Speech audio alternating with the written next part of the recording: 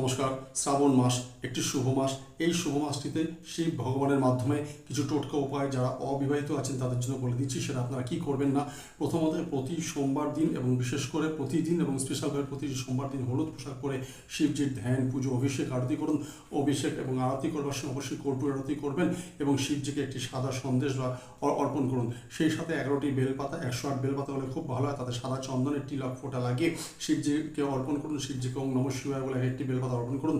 3 চিমটি গম শিবজির মাথায় অর্পণ করুন, তাকে তার মাথা অর্পণ করে দিন নিজের বিবাহিত জীবনের জন্য। এবং একটি মহামন্ত্র, সেটা হলো ওম পার্বতী পতয়ে নমঃ, ওম পার্বতী পতয়ে নমঃ। এইভাবে 11 বার অথবা 21 বার বা 108 বার এই মহামন্ত্রটি জপ করুন এবং শিবজির প্রণাম করে তার আশীর্বাদ দিন বিবাহিত জীবন সুখী হওয়ার জন্য, শুভ হওয়ার জন্য এবং আর যাতে শুভ যোগাযোগ আমাদের বিবাহিত জীবনটাকে সুখী সম্পন্ন করে তার জন্য। শ্রাবণ মাস মহামাস, এই মহা টোটকা উপায়গুলো কিন্তু